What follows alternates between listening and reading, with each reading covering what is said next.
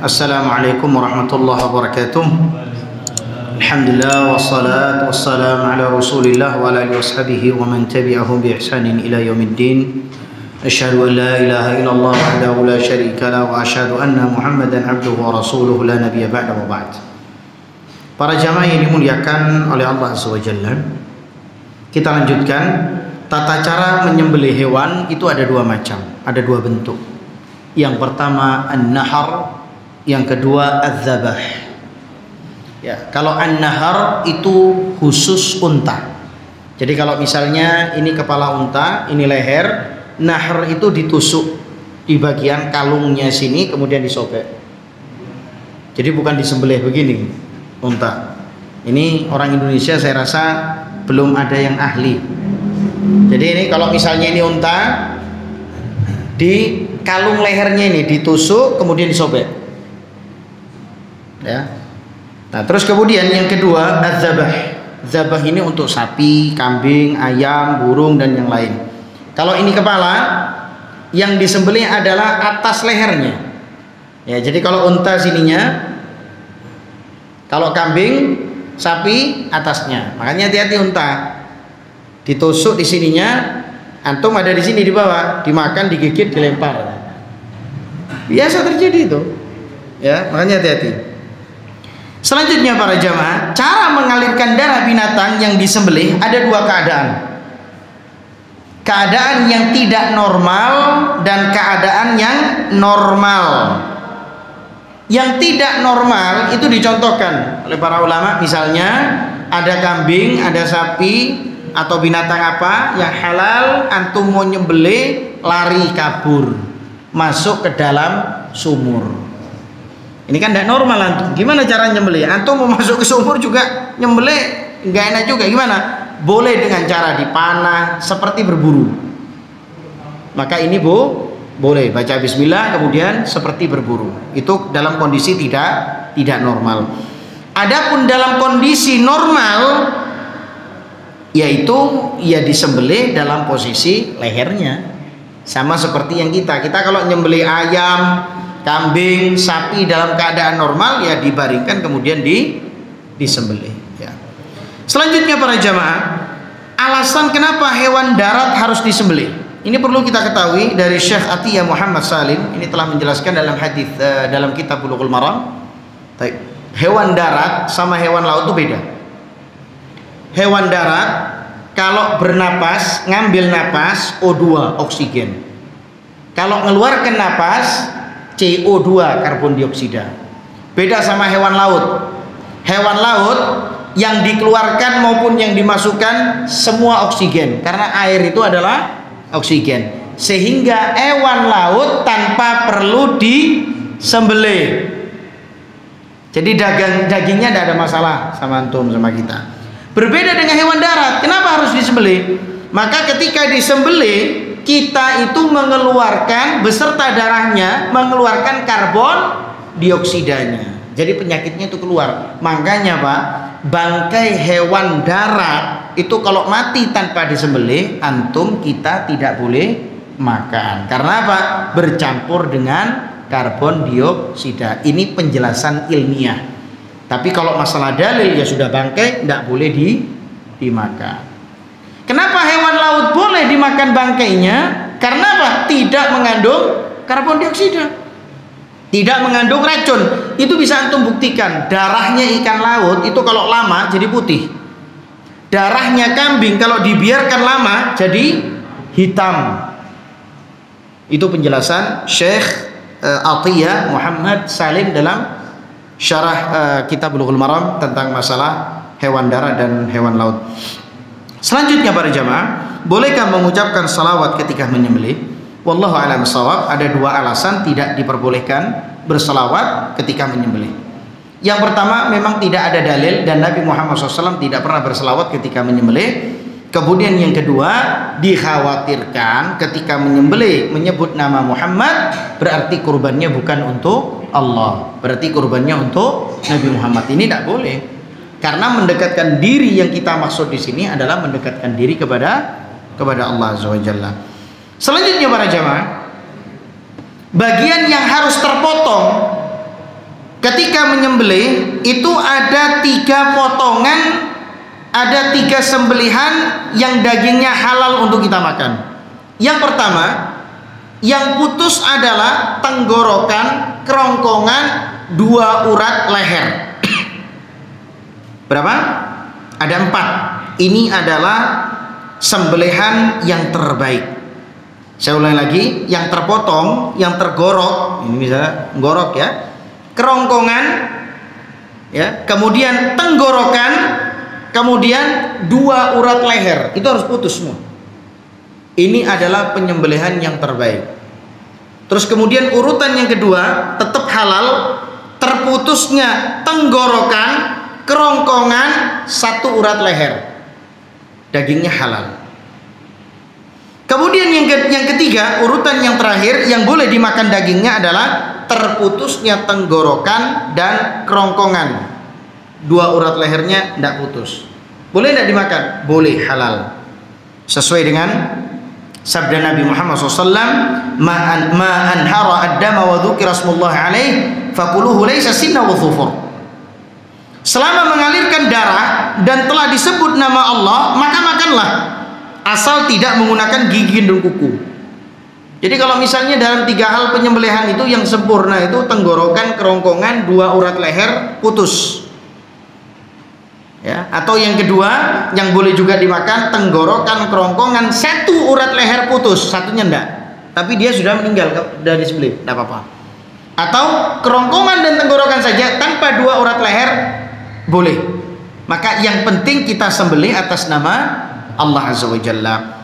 Kemudian di sini disebutkan Al-Imam Nawawi mengatakan dianjurkan untuk membaringkan sapi dan kambing ke arah kiri. Demikian keterangan dari Al-Baghawi dan ulama mazhab Syafi'i, mereka mengatakan kaki kanannya dibiarkan. Jadi kaki kanan ketika nyembelih itu dibiarkan. Supaya apa? Supaya cepat merenggang nyawanya ketika nyembelih. Selanjutnya para jamaah, boleh enggak ketika kita menyembelih mematahkan leher sebelum hewan itu benar-benar mati? Misalnya begini ya, disembelih, jelas masih geter-geter, kita ambil kepalanya langsung kita coklek, kelak, boleh enggak? Maka para ulama menegaskan perbuatan semacam ini hukumnya dibenci, karena akan semakin menambah rasa sakit hewan kurban. Demikian pula menguliti binatang, memasukkannya ke dalam air panas dan semacamnya. Ini biasanya kalau ayam baru disembelih masih apa? Masih apa itu? Gerak-gerak, dipegang, dimasukkan ke air panas, ditutup. Jangan, Pak. Ini hukumnya apa? Makruh. Para ulama menegaskan makruhnya memutus kepala ketika menyembelih dengan sengaja. Khalil ibn Ishaq dalam mukhtasarnya untuk fikih Maliki, ketika menyebutkan hal-hal yang dimakruhkan pada saat menyembelih, beliau mengatakan di antara yang makruh adalah secara sengaja memutus kepala.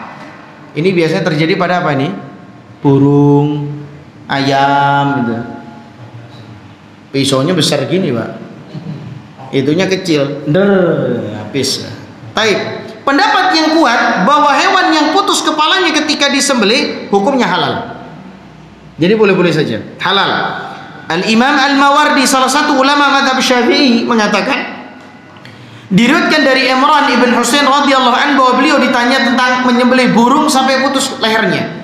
Maka sahabat Imran menjawab boleh dimakan. Imam Syafi'i mengatakan jika ada yang menyembelih kemudian memutus kepalanya, maka status sembelihannya sah. Ini biasanya untuk apa? Burung, ayam itu ya. Perlu kita mengetahui para jamaah, menyembelih dengan cara tidak mengalirkan darah seperti disetrum, dicekik, dipukul, dimasukkan air panas, meskipun dengan membaca basmalah, statusnya bangkai dan diharamkan untuk dimakan. Nah, boleh ya. Ada sapi itu biasa dipentung itu, ada kan? Tapi alhamdulillah bukan di Indonesia itu. Pakai apa? Pukul besi besar itu, sapi dieret terus kemudian dipukul, dipentung gitu, tang. Kemudian lunglai, jatuh, terus diseset. Ini bangkai nih. Tadi hewan darat harus diapakan? Disembelih. Penyebab ilmiahnya supaya apa? Karbon dioksidanya keluar. Itu penyebab ilmiah saja. Kemudian disembelih ulang karena tidak mati. Disembelih lari kambing. Pernah kan? Ya, gimana para jamaah? Ibnu Qasim dan Ibnu Wahab pernah ditanya tentang kambing yang disembelih. Saat disembelih dan darah mengalir lalu tidak bergerak sama sekali, apakah boleh dimakan? Kedua ulama itu mengatakan boleh dimakan selama saat disembelih kambing itu masih hidup. Ya, jadi ketika disembelih lari kan, antum ambil lagi, antum sembelih lagi. Jangan antum biarkan. Ini khawatir Pak, ketika antum sembelih antum biarin, apa? Kebiasaannya kita sekarang langsung diviralkan. Ditunggu matinya sampai berapa jam. Itu salah itu Pak. Kita khawatir dia mati bukan karena sembelih, tapi dia mati karena kesakitan. Menjadi apa nanti? Bangkai. Hati-hati. Jadi masalah kurban jangan dulu viral langsung disembelih. Jadi ketika disembelih biasanya apa? Bergerak, lari kan? Antum pegang, antum sembelih lagi. Gitu ya. Kemudian para jamaah ini dimuliakan oleh Allah Subhanahu wa taala, karena ada sebagian orang yang tangannya kuat saat menyembelih sehingga hewan sembelihannya tidak bergerak. Ada juga yang menyembelih lalu hewannya berdiri dan berjalan.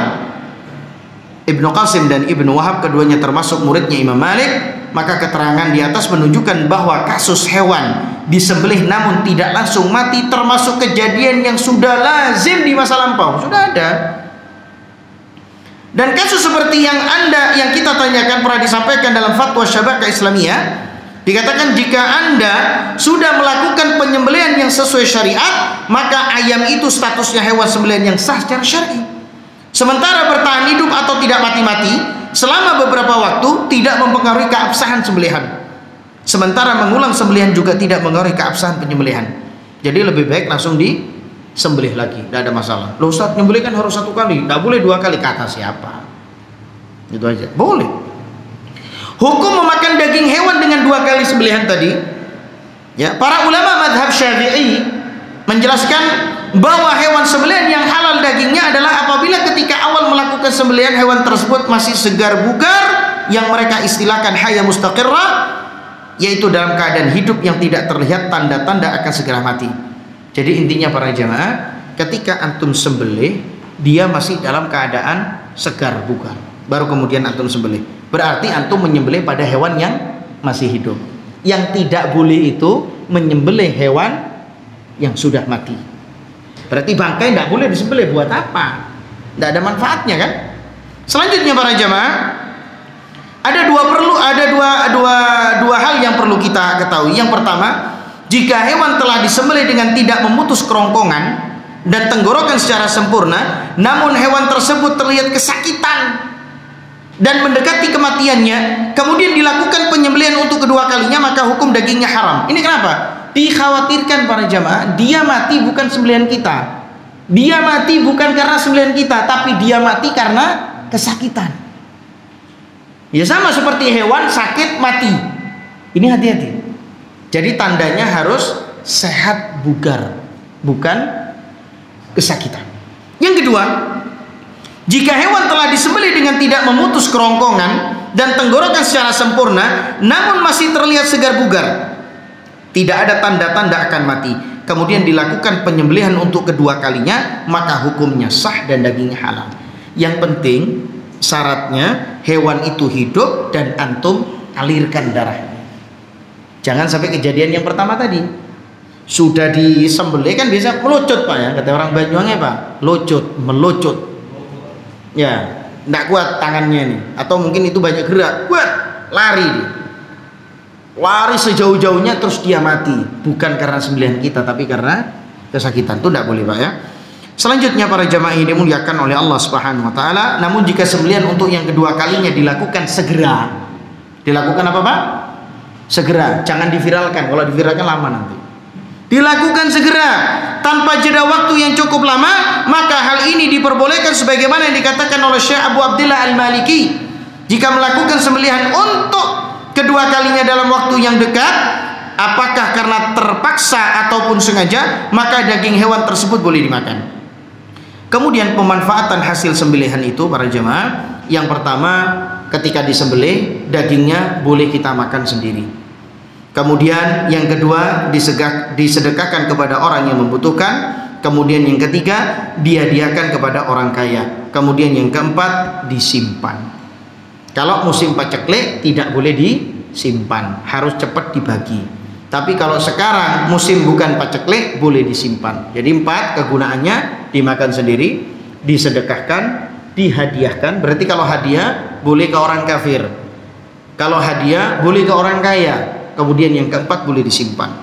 Selanjutnya para jamaah, daging kurban untuk walimah nikah. Misalnya begini, ada seorang menyembelih hewan kurban ketika Idul Adha, dagingnya disimpan. Besok lusa atau besoknya dia ngundang orang makan untuk walimah anak nikahnya, anaknya menikah. Maka boleh? Boleh. Yang dibicarakan ini adalah status kurbannya kan, bukan makan dagingnya. Kalau makan dagingnya bebas, siapapun boleh.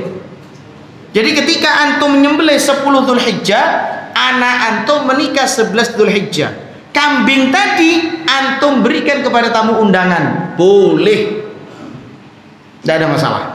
Yang menjadi niat tadi akikoh sama kurban boleh tidak digabung? Itu bukan dengan dagingnya yang dimaksud untuk diberikan kepada siapapun, tapi yang bermasalah itu adalah niat nyembelihnya. Kalau ini boleh, kurban disembelih, kita simpan, besok kita bagi kepada tamu undangan, boleh para jamaah. Selanjutnya, bolehkah memberikan daging kurban kepada orang kafir? Dalam surat Al-Mumtahanah ayat 8, Allah Subhanahu wa taala berfirman yang artinya, Allah tidak melarang kamu untuk berbuat baik dan berlaku adil terhadap orang-orang yang tidak memerangimu karena agama dan tidak mengusir kamu dari negerimu. Sesungguhnya Allah menyukai orang-orang yang berlaku adil. Boleh kita memberikan daging kurban kita kepada orang kafir dengan syarat kafirnya adalah kafir yang tidak memerangi kita. Kemudian Nabi Muhammad SAW pernah memerintahkan Asma binti Abi Bakar radhiyallahu an untuk menemui ibunya dengan membawa harta padahal ibunya masih musyrik. Boleh. Asma binti Abi Bakar memberikan sesuatu kepada ibunya, ibunya masih musyrik, tidak ada masalah. Maka para jamaah ini dimuliakan oleh Allah. Kemudian larangan memperjualbelikan hasil sembelihan.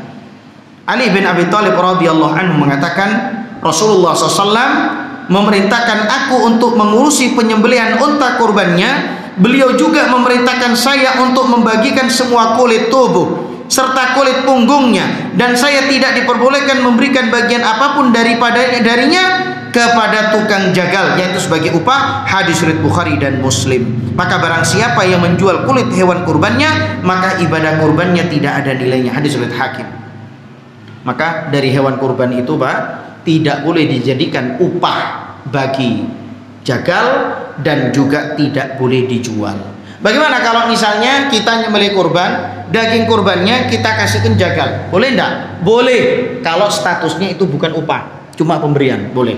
Atau mungkin gini, kita nyembelih, kemudian daging kurbannya atau kulitnya kita kasih kepada fakir miskin, kemudian oleh fakir miskinnya dijual karena dia butuh uang, boleh. Yang tidak boleh menjual itu kita yang sahibul kurban. Kalau yang mendapatkan kurban tidak ada masalah, begitu ya.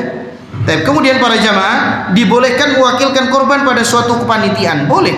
Ini terjadi ya dari Ali bin Abi Thalib radhiyallahu anhu, ia berkata, Nabi Muhammad SAW memerintahkan padaku untuk mengurus unta ketika saat itu 100 ekor ya milik beliau. Lalu beliau memerintahkan untuk membagi semua daging kurban, kulit dan jilalnya, yaitu kulit yang ditaruh di punggung unta untuk melindungi diri dari dingin, untuk orang-orang miskin. Dan aku tidak boleh memberikan bagian apapun dari hasil kurban kepada tukang jagal sebagai upah. Muttafaqun alaih. Ya, jadi misalnya antum-antum ini titip sama Masjid At-Taubah, boleh, karena kepanitiaan ada di Masjid At-Taubah ini misalnya, tidak ada masalah. Kemudian para jamaah, cara mewakilkannya, diserahkan pengurusan kurban tersebut kepada suatu kepanitiaan di masjid, sekolah, pondok pesantren misalnya. Bahkan tidak ada masalah jika diwakilkan ke daerah yang membutuhkan, yang berbeda kota, dengan cukup mentransfer uang. Tolong saya belikan kurban saya di Jogja misalnya, kurban saya di Papua misalnya, tidak masalah. Kemudian larangan mengupah jagal dengan bagian hewan sembelihan sudah disebutkan oleh Ali bin Abi Thalib, bahwasannya semua yang ada di dalam hewan kurban, walau hatta talinya, semua harus terbagi.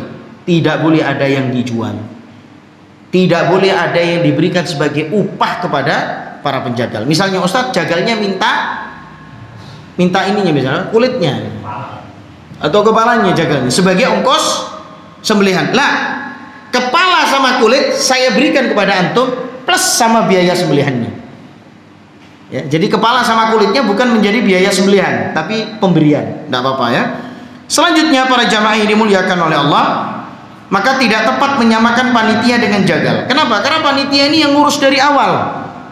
Ya, yang ngurus tukang jagalnya, yang ngurus penyembelihannya, yang ngurus kepanitiaannya, ngasih makan panitia semua. Maka tidak sama panitia dan tukang jagal. Maka para jamaah ini dimuliakan oleh Allah, maksudnya adalah panitia juga boleh dapat dari bagian hewan kurban tersebut. Misalnya kepalanya, dagingnya, kulitnya, tidak ada masalah. Ketika panitia menerima kulit, kemudian karena dia menerima, kemudian kulitnya dijual, ya juga tidak ada masalah. Yang tidak boleh itu adalah orang yang berkurban, dia yang menjual. Kalau panitia boleh, kenapa? Karena panitia diberikan sudah per person, tidak ada masalah. Ya, tidak ada masalah di sini. Jadi panitia boleh untuk memanfaatkan itu. Misalnya panitia dikasih, sudah panitia ini kan nulung semua nih, ayo dikasih semua, tidak ada masalah juga. Terus kemudian sehabis dia dapat, panitia itu sampai ke rumah tidak punya uang misalnya, dijual sama tetangganya. 1 kilo berapa? 145 ya, atau 140. Wes anggap 100.000 sudah karena idul kurban. Tidak apa-apa. Yang tidak boleh itu siapa? Sohibul kurbannya. Kemudian para jamaah ini juga penting, yang terakhir juga penanganan higienis yang perlu kita tahu ini karena masjid, antum juga mungkin takmir. Yang pertama, petugas yang menangani daging kurban harus selalu menjaga kebersihan tangan, tempat dan yang lain. Sebelum menangani daging, petugas harus mencuci tangan dengan bersih. Kemudian setelah ternak disembelih dan mati, dengan sempurna dilakukan pengulitan karkas. Pengulitan karkas diusahakan dengan cara digantung. Ini kalau kambing, Pak. Kalau sapi tidak kuat antum gantung. Gimana caranya? Biasa sapi kalau disembelih diseset dulu kulitnya, kan besar kulitnya itu. Baru dijadikan tikar kulitnya itu, baru kemudian karkasnya itu dipotong di atas kulitnya sapi, itu bersih. Kemudian daging dan jeroan tidak boleh dicampur. Ini kebiasaan kita. Kalau masak kuah gulai, daging sama jeroan campur jadi satu, sak paru-paru dicampur. Nah, para jamaah ini dimuliakan oleh Allah, biasanya orang-orang Arab itu kan paling pinter ya untuk menangani kambing. Kami kalau masak kuah gulai apa segala macam tidak pernah mencampur daging dengan jeroan. Ya boleh kalau misalnya jeroan, misalnya bikin gerengsengan, bikin iketan, wah enak itu. Ya boleh-boleh saja, tapi jangan dicampur sama daging. Nanti rasanya bisa apa? Ambiar, lain. Ya, jadi kalau antum misalnya masak gulai, jangan dicampur jeroan. Jeroan itu banyak, Pak. Jeroan hijau sama jeroan merah. Kalau jeroan hijau itu apa? Usus dan babat. Kalau jeroan merah apa? Jantung, hati itu ya. Baik. Kemudian para jamaah, petugas penanganan daging dengan jeroan harus berbeda orang. Ini kalau panitia ya. Jeroan hijau, perut dan usus, dan jeroan merah, paru-paru, jantung, hati dan ginjal harus terpisah. Setelah dicuci dan dibersihkan, jeroan hijau harus direbus terlebih dahulu untuk membunuh kuman dan bakteri yang di dalamnya, sedangkan jeroan merah tidak perlu direbus. Ini untuk kawala orang-orang laki-laki ya. Jangan terlalu banyak makan jeroan, nanti sulit kencing. Kalau sudah tua biasanya itu nanti ada apa? Ada daging yang menghalangi aliran kencing. Karena jeroan itu apa ya? Sisi apanya? Apa biasa penyakit? Kolesterolnya itu besar. Ya, hati-hati ya. Ya paling enak antum makan daging. Jangan makan jeroan. Kemudian untuk hati dan paru-paru yang terindikasi oleh penyakit tertentu tidak boleh dikonsumsi. Misalnya cacing hati, TBC dan lain-lain. Ini PMK ini nanti berkoordinasi dengan camat, lurah dan puskesmas. Ya. Selanjutnya daging dan jeroan yang ditangani harus selalu dijaga terhadap pencemaran tangan yang kotor, air yang kotor, peralatan yang kotor, lalat dan serangga. Hati-hati. Adapun pengemasan daging kurban, maka menggunakan alat plastik yang transparan, menggunakan telna polipropilen. Timbangan wadah daging dan jeroan harus bersih. Bagikan potongan daging dalam kemasan yang terbuat dari bahan yang tidak berbahaya, misalnya besek yang ramah lingkungan dan plastik bening. Jadi plastiknya, kreseknya itu tidak boleh berwarna. Warnanya apa berarti? Bening, ya. Tidak boleh merah. Itu. Atau kalau memang mau ramah lingkungan pakai besek atau mungkin pakai apa lagi? Daun, ya. Selanjutnya para jamaah ini dimuliakan oleh Allah Azza wa Jalla, daging tidak dikemas dalam satu kemasan. Maksudnya apa? Jeroan sama daging tidak boleh dicampur dalam satu kemasan, tidak boleh. Daging sendiri, jeroan sendiri. Ya. Kemudian daging tidak dikemas dalam satu kemasan dengan jeroan. Pengemasan jeroan hijau dan jeroan merah juga harus terpisah. Jadi jantung, hati sama jeroan usus perut tidak boleh sama, harus terpisah. Usahakan daging dan jeroan tidak dibiarkan tersimpan pada suhu ruang 25 sampai 30 derajat. Lebih dari 4 jam dan segera dibagi kepada penerima. Jadi habis antum sembelih jangan ditaruh sampai 4 jam tuh. Jadi habis sembelih dikarkas langsung dibagi, jangan terlalu lama. Kemudian sanitasi yang perlu antum ketahui, membersihkan tempat penyembelihan, tempat penanganan daging maupun jeroan, tempat pembagian penyimpanan daging saat sebelum dan sesudah aktivitas, sehingga tidak terkontaminasi dengan bahan lain. Ini semua harus serba bersih, higienis. Yang kedua, lingkungan di sekitar tempat pemotongan harus dibersihkan dari sampah yang menumpuk, karena sampah merupakan sumber mikroorganisme penyebab penyakit berkembang biak seperti lalat, kecoa, tikus, semut dan lain-lain. Kemudian yang ketiga, penanganan limbah kotoran rumen perut harus dapat dilakukan dengan cara mengubur atau dibuang pada tempat pembuangan sampah yang tersedia. Ada 3 yang perlu antum ketahui tentang rumen ini. Kotoran sapi yang ada dalam perutnya itu ada 3 olah yang perlu antum laksanakan atau pilih salah satu. 1, dibuang. Biasanya ini dibuang ini wallahu alam, ini biasanya di sungai. Ya kalau sungai bersih jangan Pak ya. Mungkin kalau sudah sungai-sungai yang kotor got mungkin, tapi harus tetap dialiri dengan air supaya cepat hilang. Kemudian yang kedua ditanam. Dipendem Pak. Nah itu kalau sudah dipendem, misalnya sembelih dibuangkan dipendem, maka di atas tanah itu harus ada yang dibakar supaya bakterinya hilang. Itu kalau misalnya antum pendem rumen itu terus antum tinggal, besoknya lalat yang akan hadir. Rumah antum akan kotor dan bau. Jadi kalau misalnya mau dipendem, atasnya dibakar dengan apapun, kayu bakar boleh, yang penting dibakar biar hilang. Kemudian yang ketiga ini mungkin cara ketiga ini juga saya belum melakukan. Semua rumen kotoran sapi dan kambing ditaruh di tong, taruh semua itu. Ini kalau antum punya lahan luas, kemudian dikasih serbuk, saya lupa namanya bibitnya, kemudian ditutup sama plastik dan diikat dengan karet, dibiarkan selama mungkin sebulan atau berapa hari gitu, kemudian dibuka jadi pupuk biasa. Nah ini cara yang ketiga saya belum pernah melakukan. Wallahu a'lam shawab.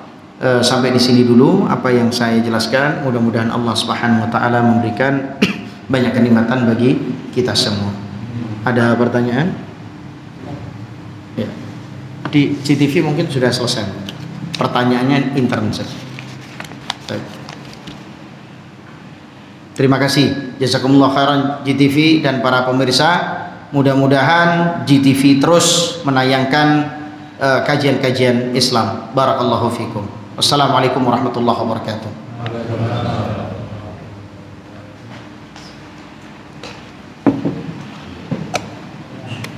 Baik. Bagaimana kurban dengan cara arisan? Baik, wallahu a'lam shawab. Arisan ini akadnya hutang. Jadi kalau misalnya arisan saat ini saya yang dapat berarti saya yang kurban.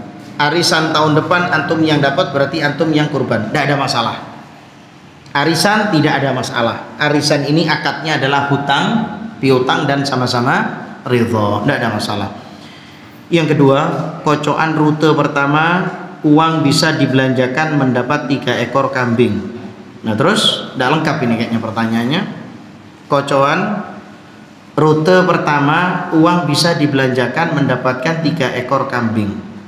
Ya sebetulnya kalau sesuai dengan ini ya, sesuai dengan pertanyaan tidak ada masalah. Misalnya antum mau kurban dengan 3 kambing juga tidak ada masalah. Tadi sudah dibahas, lebih dari 1 boleh karena tidak dibatasi. Kemudian yang kedua, berjalannya waktu 1 tahun ke depan, kambing mahal. Akhirnya uang tidak cukup untuk beli 3 ekor kambing. Dengan kesepakatan akhirnya kita naikkan uang tersebut. Misal dulu per orang 200.000, terus dinaikkan per orang 300.000 agar dapat memenuhi 3 ekor kambing. Bagaimana hukumnya? Tidak masalah, karena arisan ini adalah akadnya hutang piutang. Jadi antum mau naik kan, antum mau turun kan, tidak ada masalah. Yang terpenting di situ tidak ada keuntungan. Faham maksudnya? Ini banyak di pasar-pasar, Pak. Arisan boleh diambil ketika kapan itu? Ketika lebaran. Dan lebaran boleh ngambil apa? Jajan. Terjadi enggak ini? Ini riba ini. Kenapa? Akadnya hutang piutang, tapi ngambilnya akadnya jual beli. Ini enggak boleh. Nah, terus buat suatu ketika antum sudah naruh semua sama toko itu, di akhir hari lebaran tokonya tidak punya barang untuk diberikan kepada antum. Ya apa itu? Dolim apa dolim ini? Nah, makanya jangan ikut arisan pasar seperti ini, Pak. Ini mengandung riba dan unsur ketidakjelasan. Baik, ada yang lain? Fadhal. Misalnya ya orang setiap tahun itu mampu berkorban. Ya. Terus dia nggak berkorban. Nah. Bahkan masuk tidak boleh mendekati masjid kami. Ulang lagi, Pak. Misalnya tiap tahun mampu berkorban. Ya. Lalu dia tidak berkorban tiap tahun. Apakah termasuk hadis? Baik. Dia berpendapat yang wajib apa yang sunnah? Wajib. Nah, kalau dia berpendapat wajib berarti dia dosa. Kalau dia berpendapat itu sunnah, tidak ada masalah. Iya, tidak ada masalah. Pilihannya dua cuma, dia berpendapat wajib atau dia berpendapat sunnah. Kalau dia berpendapat wajib, dosa dia meninggalkan. Kan dia sudah tahu kalau itu wajib. Kalau itu sunnah ditinggalkan, tidak ada masalah. Tidak ada masalah kalau itu sunnah. Tinggal melihat dirinya sendiri ya. Baik. Kemudian ada yang lain? Fadhal, antum dulu.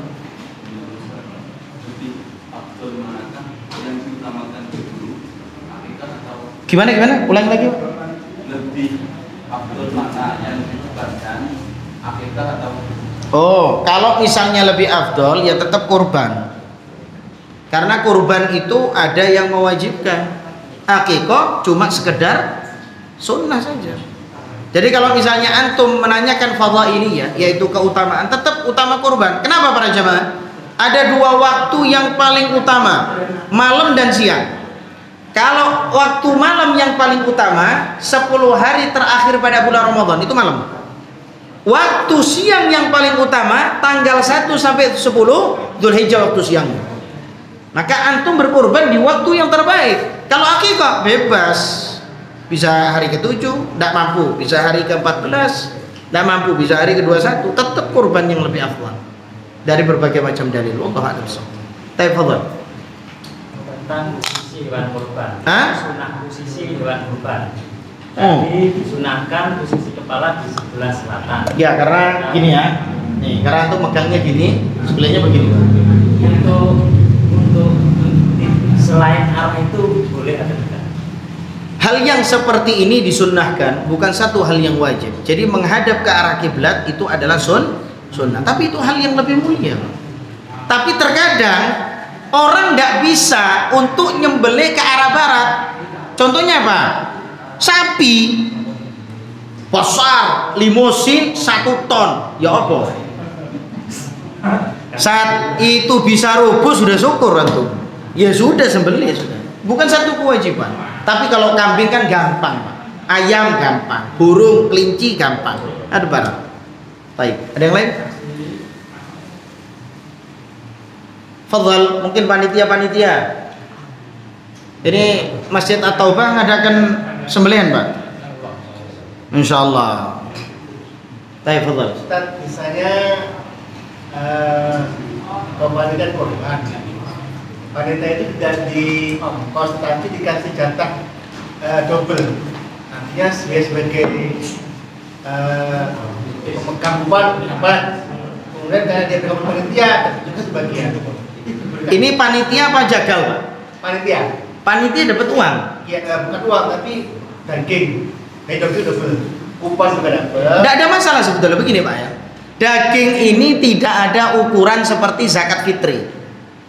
Kalau zakat fitri kan ukurannya 2,5 atau sampai 3 kilo kan, itu ada ukuran resmi. Karena Rasulullah SAW mengatakan 1 sok. Tapi kalau daging enggak, di Arab Saudi enak Pak. Jadi di Arab Saudi itu disembelih, dikuliti, perutnya dikeluarkan, dikasih 1 ekoran tuh. Ayo gimana itu? Itu bukan double itu Pak, triple itu. Ayo mau nggak tuh? Ya, di Arab Saudi seperti itu. Di Arab Saudi nggak ada Arab Saudi ngasih orang fakirnya 2 kilo. Oh nggak ada. Wong saya makan di situ 1 kambing kok sekali makan. Jadi di Arab Saudi itu ya begitu disembelih, ya kepalanya dihilangkan kan, dikuliti, dalemannya dikeluarkan, berarti kan tinggal apa?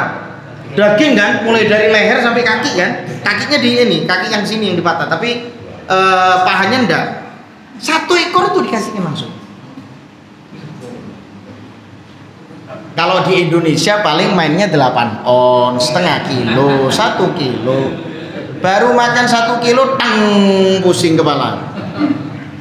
Ya, nyari apa? Nyari jeruk. Ya, enggak apa-apa Pak. Jadi misalnya panitianya banyak, atau mungkin gini, antum nyembelih, antum yang banyak, yang dibagi sedikit, tidak ada masalah. Karena memang tidak ada ukuran untuk membagikan itu. Ya, tidak sama seperti zakat fitri. Baik, paham Pak ya? Baik. Ada yang lain?